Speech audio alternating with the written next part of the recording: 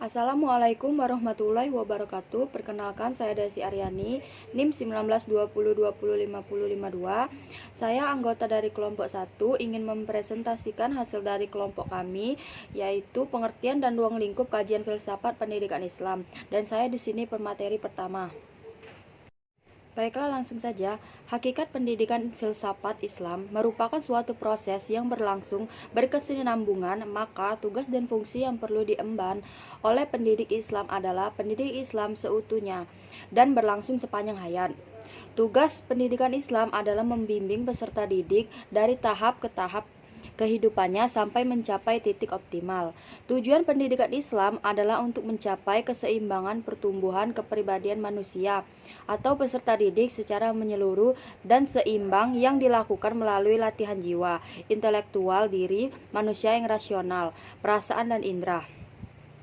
Dapat disimpulkan secara keseluruhan pendidikan dalam pendidikan filsafat Islam terletak pada perwujudan ketundukan yang sempurna kepada Allah, baik secara pribadi, komunitas maupun seluruh umat manusia.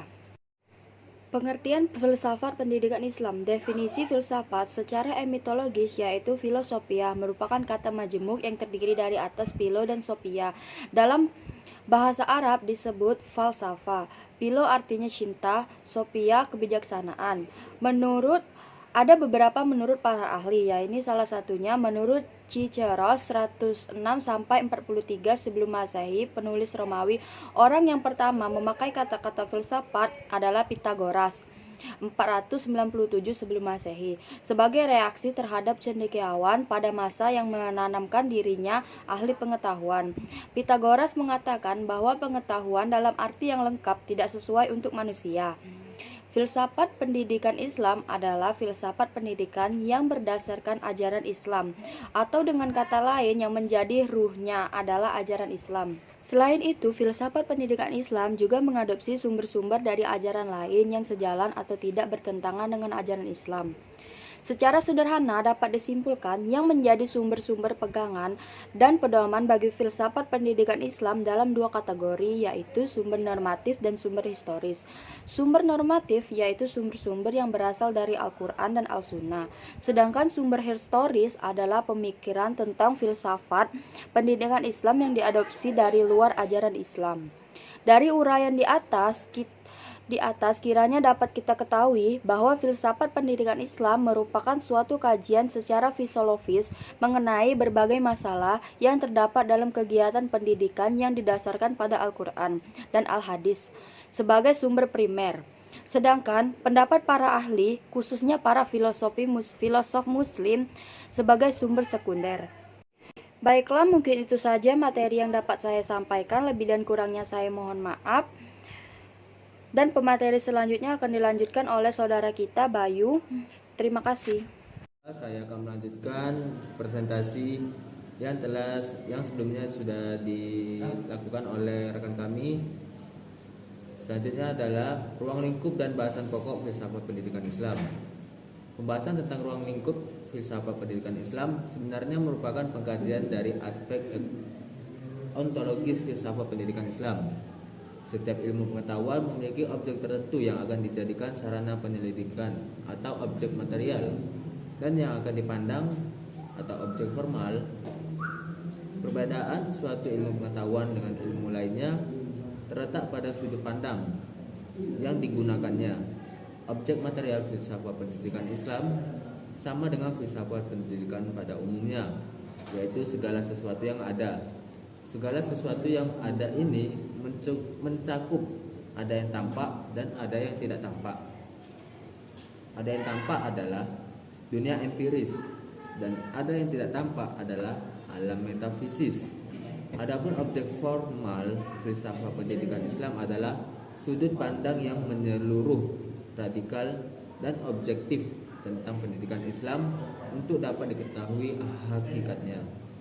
Secara garis besar, yang menjadi ruang lingkup filsafat pendidikan Islam adalah yang tercakup dalam objek material filsafat, yaitu mencari keterangan secara radikal mengenai Tuhan, manusia, dan alam yang tidak bisa dijangkau oleh pengetahuan biasa. Objek kajian filsafat pendidikan Islam adalah hal-hal yang merupakan faktor atau komponen dalam proses pelaksanaan pendidikan. Faktor atau komponen pendidikan ini ada 5, yaitu tujuan pendidikan, pendidik, peserta didik, alat pendidikan, dan lingkungan pendidikan. Sekian dari saya. Untuk presentasi selanjutnya akan dilanjutkan oleh rekan saya. Baiklah, saya akan melanjutkan presentasi dari Bayu, yaitu kesimpulan. Sebagai kesimpulan, filsafat pendidikan adalah pelaksanaan pandangan falsafah dan kaidah falsafah dalam bidang pendidikan yang mencerminkan satu segi dari segi pelaksanaan falsafah umum dan menitik beratkan kepada pelaksanaan prinsip-prinsip dan kepercayaan-kepercayaan yang menjadi dasar falsafah umum dalam menyelesaikan masalah-masalah pendidikan secara praktis. Masalah filsafat umum antara lain tentang hakikat hidup yang baik, hakikat manusia yang ingin menerima pendidikan, hakikat masyarakat yang menjadi proses sosial, dan hakikat realitas akhir yang ingin dicapai semua pengetahuan. Sedangkan filsafat pendidikan Islam merupakan suatu kajian secara filosofis mengenai berbagai masalah yang terdapat dalam kegiatan pendidikan yang didasarkan pada Al-Quran dan Al-Hadis sebagai sumber primer dan pendapat para ahli, khususnya para filosof muslim sebagai sumber sekunder maksud saya. Secara spesifik, ruang lingkup yang mengindikasikan bahwa filsafat pendidikan Islam adalah sebagai sebuah disiplin ilmu. Oleh karena itu, mempelajari filsafat pendidikan Islam berarti memasuki area pemikiran yang serba mendasar, sistematik, terpadu, logis, dan menyeluruh atau universal dalam pendidikan, yang tidak hanya dilatar belakangi oleh pengetahuan agama Islam saja, juga berdasarkan mempelajari ilmu-ilmu lain yang relevan. Konsep-konsep tersebut mulai dari perumusan tujuan pendidikan, kurikulum guru, metode, lingkungan, dan seterusnya. Demikianlah presentasi kelompok 1 mengenai pengertian dan ruang lingkup dalam pembelajaran filsafat pendidikan Islam kelompok 1 kelas PBI 4. Kami mengucapkan terima kasih kepada yang menonton. Mohon maaf bila ada kekurangan. Kesalahan hanya pada kami dan kebenaran hanya kepada Allah.